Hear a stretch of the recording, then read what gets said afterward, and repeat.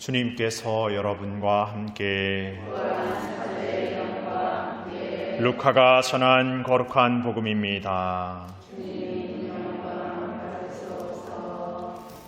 그때 주님께서 말씀하셨다.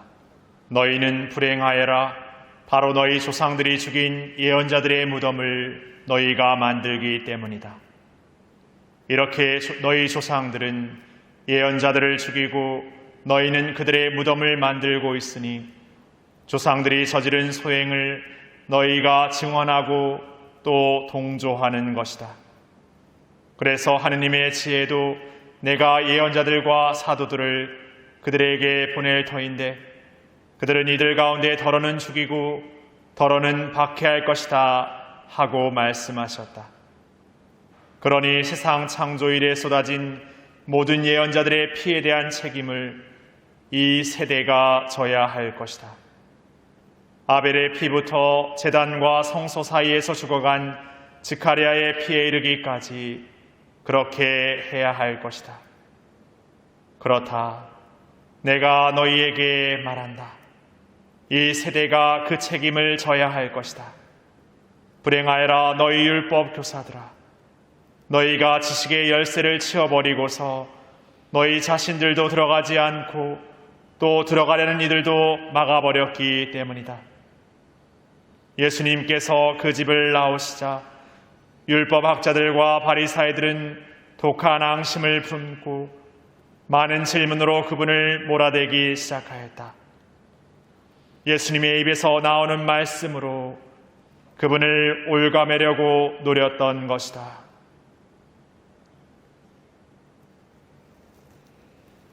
주님의 말씀입니다.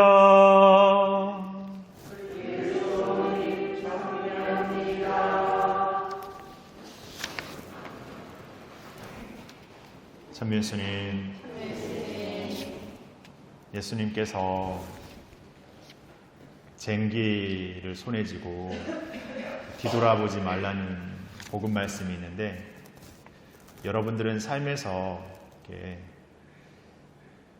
뒤돌아보는 편이십니까? 아니면 앞만 보고 달리는 편이십니까?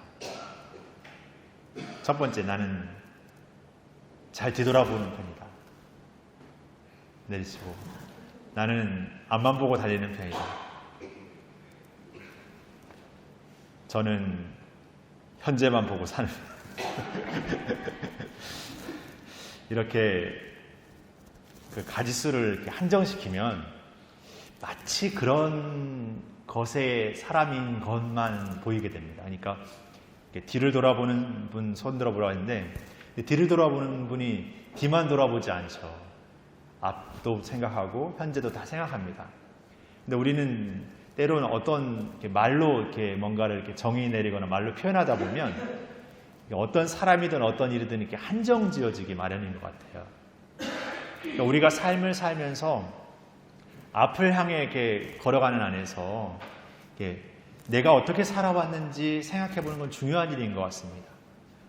그런데 예수님께서 이렇게 뒤를 돌아보지 말라고 하는 말씀은 내가 예수님의 뜻을 쫓아 살면서 이게 될 건가 말 건가 내 생각을 더 앞세우려는 마음을 이렇게 내려놓으라는 말씀인 것 같습니다. 그러나 우리가 이렇게 삶을 살면서 나름대로 내가 잘하고 있는지, 어떻게 하고 있는지, 열심히 하고 있는지 생각해 보는 건 매우 중요한 것 같습니다. 왜냐하면 어느샌가 우리는 하나님의 뜻을 쫓는다고 하면서도 내가 생각해온 어떤 삶의 경험들과 어떤 지식들, 세상에 말해주는 어떤 지혜들, 거기에 더 내 모든 것을 걸고 있을 때가 훨씬 더 많습니다. 어느샌가 하나님을 쫓으면서도 어느샌가 글로 이렇게 휘어져 버리는 것이죠. 그러니까 그것이 더 현실적이고 더 가능성 있어 보이고 더 뭔가 맞다고 여겨지는 우리의 어떤 생각이 있기 때문이기도 그렇죠.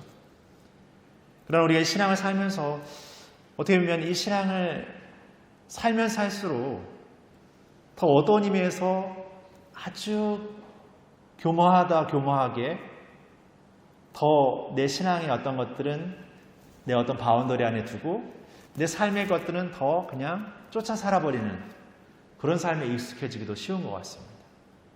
나름대로 내가 이 신앙을 산다라는 것, 내가 이 신앙을 지내왔다라는 것이 내가 만들어낸 어떤 경험의 양으로 이렇게 비례시켜 버리는 거죠.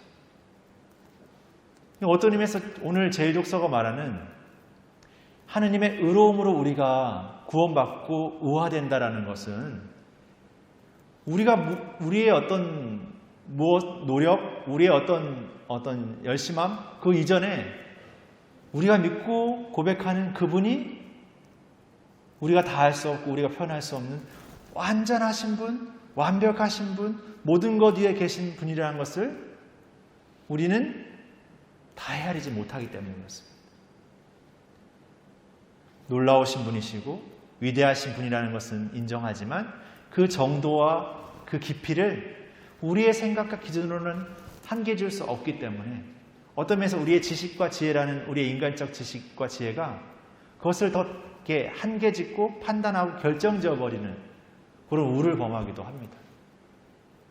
그래서 우리가 그분에 대한 어떤 그 믿음, 그 의로움에 대한 그 확신을 갖는다라는 것은 그분께서 이미 우리에게 주신 우리 삶의 것들, 우리의 삶에 놓여진 나의 어떤 일들 안에서 그 감사함을 하나하나 발견해 나가는, 내가 내 삶을 돌아보면서 얼마나 감사했는지, 얼마나 그 안에 하느님의 손길이 있었는지, 이끄심이 있었는지를 이렇게 하나하나 이렇게 반추해보고 돌아보는 어떤 그런 마음들이 우리가 앞으로 이렇게 걸어가는 것, 그리고 현재를 살아가는 어떤 삶 안에서 더 확신하고, 더 신뢰하고, 더 힘을 낼 수 있는 우리의 이제 자양분이라는 것이죠.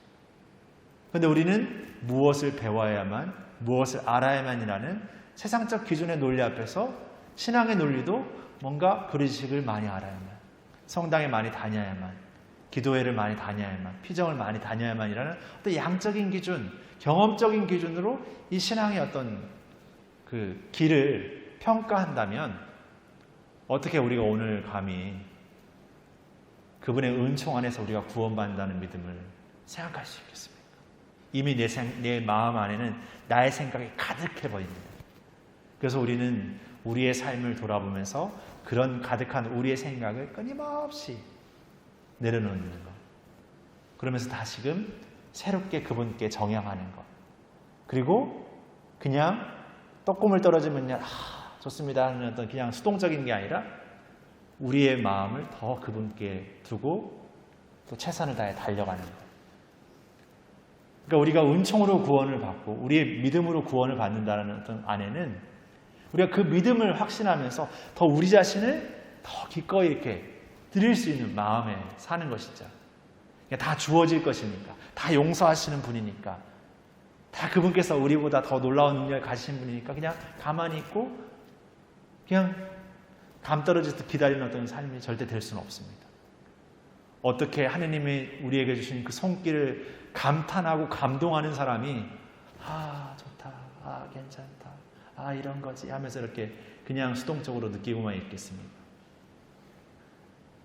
그분이 우리에게 주시는 그 놀라움을 어떻게 보면 우리가 이렇게 감당할 수 없으니만큼 좀 놀라운 것인데, 우리가 어떻게 인생의 삶에서 그냥 감정으로만 감탄하고 이렇게 살아갈 수 있겠습니까? 우리가 그분께서 우리에게 주시는 것에 정말 진정한 감탄과 감동을 느끼고 있다면 우리는 그 바울 사도가 그 달릴 길을 다 달렸다라고 고백할 만큼 끝까지 달렸던 것처럼 끊임없이 우리의 삶에서 새로운 복음적인 삶을 달리고 달려나가지 않을까 싶습니다. 그래서 오늘 우리에게 주어진 오늘이라는 시간들, 그리고 오늘 우리에게 주어진 우리의 일들, 그 일들 안에서 나는 그 복음의 길을 어떻게 달려갈 것인지, 그리고 난 무엇을 준비하고 있는지, 그냥 만나서 나에게 좋은 일이면 기뻐하고 나에게 웃음을 지어주면 난 웃을 거야가 아니라 내가 먼저 웃어줘야지, 내가 먼저 사랑해야지, 내가 먼저 용서해야지, 그런 마음을 안고 달려가는 우리가 되었으면 좋겠습니다. 그러기에 우리가 달려가는 그 곳곳이 복음의 자리가 되는 것은 바로 그분께서 우리에게 그것을 끊임없이 주시기 때문에, 그리고 그것을 갖고 가도록 끊임없이 함께 하시기 때문이 아닌가 생각합니다. 그런 마음을 안고 오늘 하느님을 만나고 우리의 자리로 더 기쁘게 돌아가는 하루가 되었으면 좋겠습니다. 잠시 묵상하시겠습니다.